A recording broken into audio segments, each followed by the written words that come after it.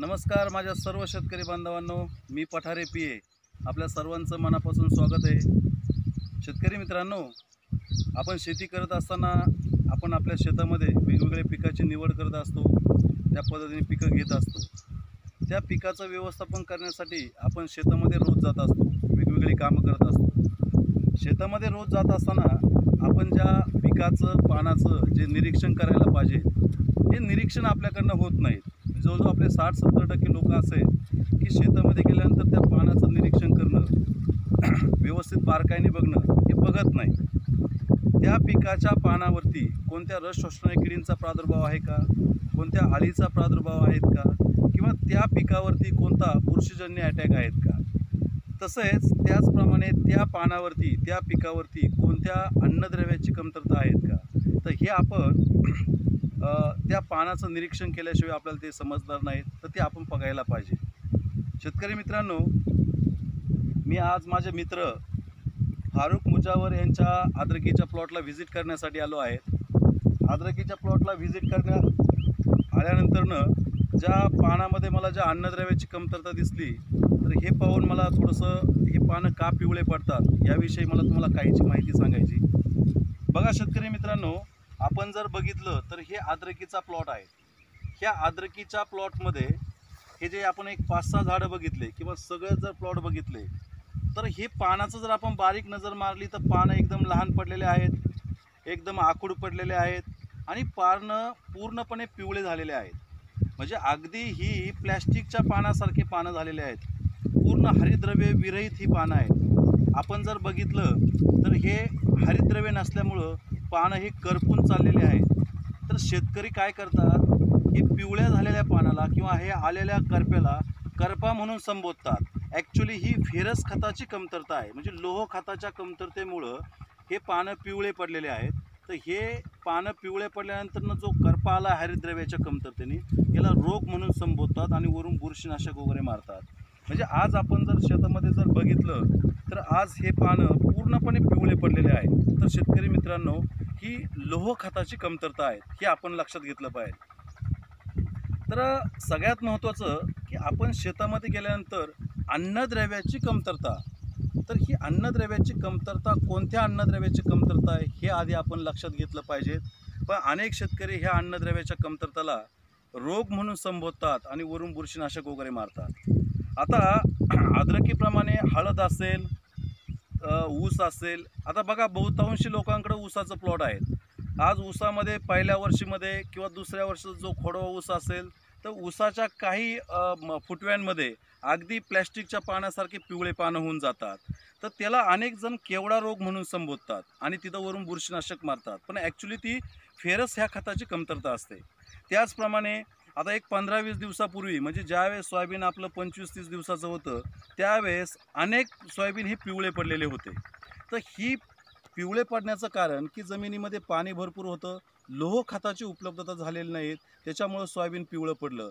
पण अनेक लोकांनी त्या पिवळेपणाला येल्लो मोझॅक व्हायरस म्हणून संबोधलं, तसेच आयर्न क्लोरोसिस म्हणून त्याला एक संबोधलं आणि वरून बुरशीनाशकाच्या फवारण्या केल्या।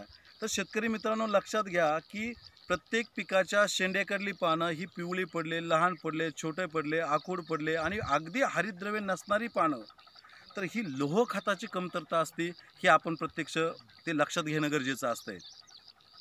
तर शेतकरी मित्रांनो, लोह खत हे कमी पडल्यानंतर पानं कसे पडतात हे तर मी तुम्हाला सांगितलं, पण लोह खताविषयी मी तुम्हाला काहीशी माहिती सांगतो। लोह खत हे समजून घ्या। लोहाला इंग्लिशमध्ये फेरस असं म्हणतात। तर शेतकरी मित्रांनो, आपल्या कोणत्याही सगळ्या जमिनीमध्ये जमिनीच्या 6 इंचाच्या थरामध्ये, म्हणजे 15 सेंटीमीटरच्या लेअरमध्ये वरच्या थरामध्ये फेरस हे विपुल प्रमाणामध्ये आहेत। पण ते फेरस ऑक्साईड फॉर्ममध्ये असल्यामुळं, म्हणजे फेरिक ऑक्साईड फॉर्ममध्ये असल्यामुळं हे पिकाला, म्हणजे हे विद्राव्य फॉर्ममध्ये नाही, त्याच्यामुळं हे उपलब्ध होत नाही। म्हणजे आपण कोणत्याही जमिनीमध्ये पीक जर घेतलं तरी त्या पिकामध्ये फेरसची डिफिशियन्सी, फेरसची कमतरता त्या पानामध्ये दिसते। कारण का, त्या जमिनीमधला फेरस हे फेरिक ऑक्साईड फॉर्ममध्ये असतो, अविद्राव्य फॉर्ममधला असतो, त्याच्यामुळं तो उचलत नाही।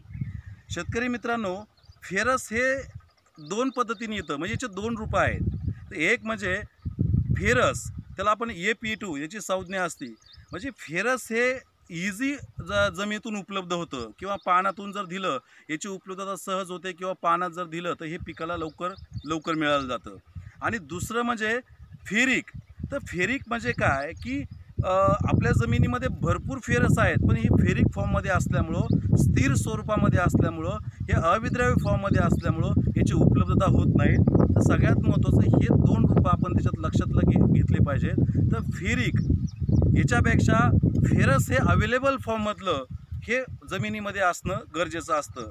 तर बघा, तर ही जे फेरस आहेत म्हणजे लोह आहेत हे कोणत्या कोणत्या जमिनीमध्ये पिकं हे त्याच्या अन्नद्रव्याच्या कमतरता दाखवत असतात। एक लक्षात घ्या की फेरस म्हणजे आपण जर बघितलं, मका बघा, सोयाबीन बघा, हळद अद्रक जर बघितली तर पानं हे पूर्णपणे पिवळे पडलेले असतात।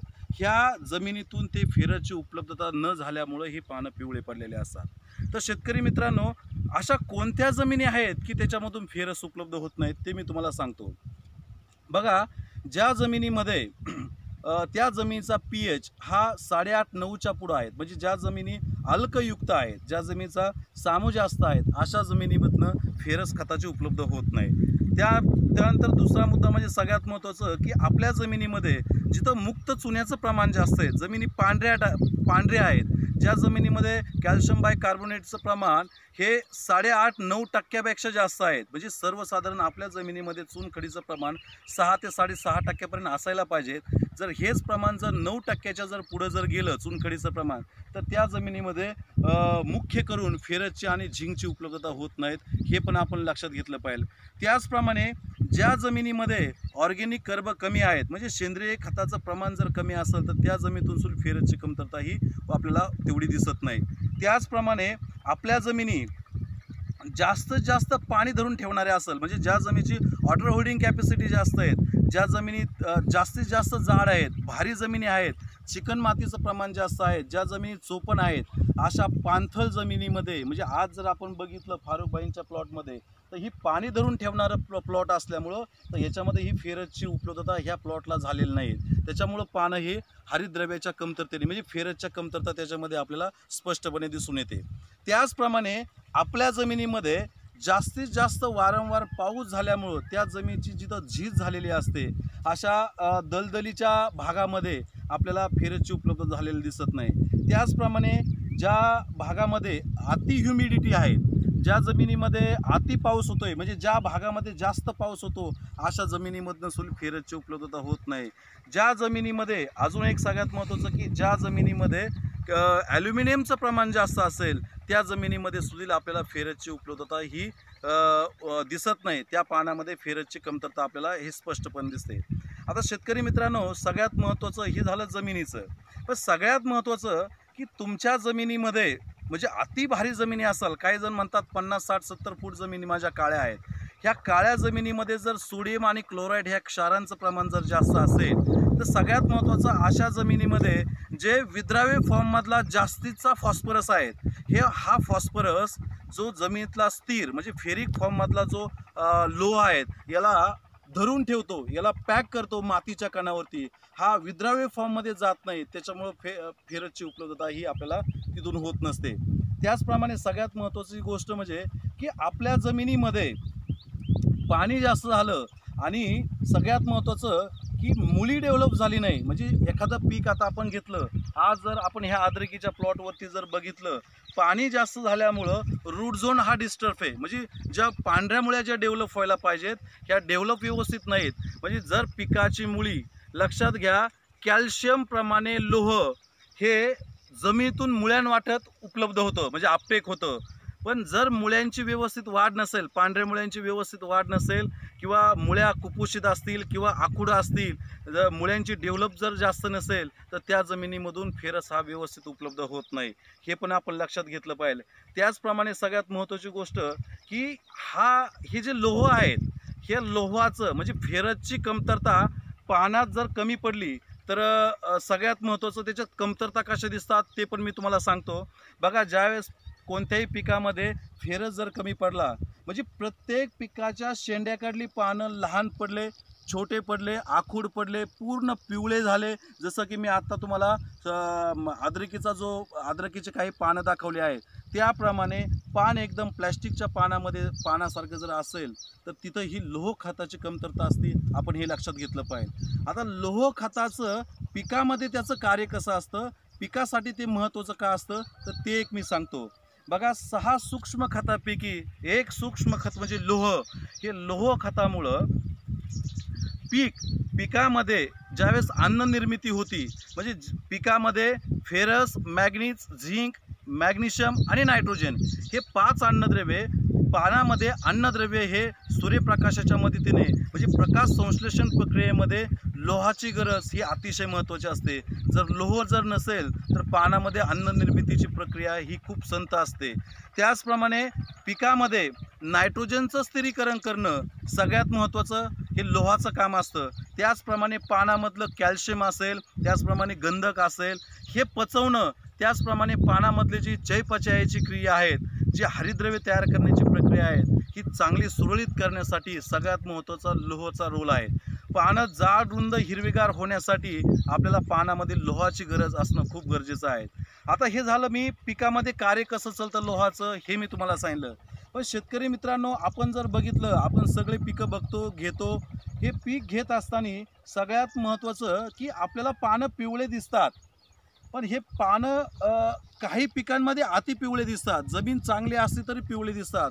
मला सांगायचं आहे काय, काही पिकं असे आहेत की लोह खताला हे संवेदनशील असतात.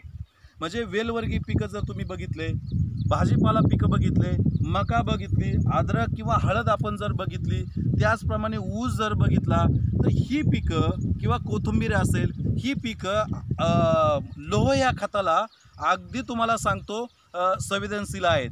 म्हणजे जमिनीमध्ये लोह उपलब्ध असला तर त्या पिकांना ते उपलब्ध होत नाहीत.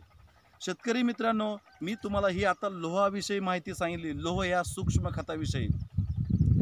आता ही लोह म्हणजे आज मी सगळ्या जमिनीविषयी तुम्हाला सगळं सांगितलं की ज्या कोणत्या जमिनीतून फेरसची उपलब्धता होत नाही. पण याच्यावरती उपाययोजना काय करायची, ज्यावेळेस पीक पानामध्ये फेरसची जर कमतरता दाखवत असेल, लोहाची जर कमतरता दाखवत असेल तर आपण काय करायला पाहिजे, पीक वाढीच्या काळामध्ये दर 15-16 दिवसाच्या अंतराने 15 लिटर पाण्याला चिलेटेड फॉर्ममधलं कोणत्याही चांगल्या कंपनीचं EDTA जे 12% चिलेटेड फेरस येतं ते आपण 15 लिटर पाण्याला 15 ग्रॅम घ्यायला पाहिजे. त्यानंतर मिक्स मायक्रोन्यूट्रिएंट की ज्याच्यामध्ये झिंक आणि फेरस जास्त आहेत हे तुम्ही एक 60 ते 70 मिली त्याच्यामध्ये घ्यायला पाहिजे. त्याचप्रमाणे चांगल्या कंपनीचं एक ॲमिनो ॲसिड आणि मॅग्नेशियम सल्फेट एक साधारणतः 70-80 ग्रॅम घेऊन आपण दर 12-14 दिवसांनी फवारण्या करायला पाहिजे. मला एक सांगायचं आहे काय की ज्यावेळेस आपलं पीक वाढतंय त्यावेळेस सगळ्यात महत्त्वाचं की सुरुवातीपासून जे आपण जमिनीतून खतं पेरून देतो त्याच्यामध्ये बेसल डोसमध्ये तुम्ही निश्चितच फेरसची जी त्याला लागणारी मात्रा आहे ती तुम्ही बेसल डोसमधून घ्यायला पाहिजेत. पिकाच्या वाढीनुसार ड्रीपमधून असेल, फवारणीमार्फत असेल, वरून तुम्ही खताच्या फवारण्यामध्ये फेरस हे घ्यायला पाहिजेत.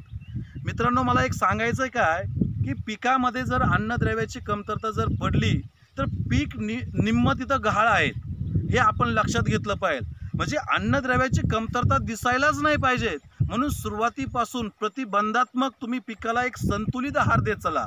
म्हणजे लोह कमी पडू नये म्हणून तुम्ही फवारण्या करत चला लोहाच्या, म्हणजे तुम्हाला त्या कमतरता जाणवणार नाहीत. आणि सगळ्यात महत्त्वाचं की प्रतिबंधात्मक तुम्ही फवारण्या घ्या. उपचारात्मक जर केलं तर त्याचा फटका आपल्याला उत्पादनामध्ये दिसून येतो आणि पीक पण व्यवस्थित येत नाही.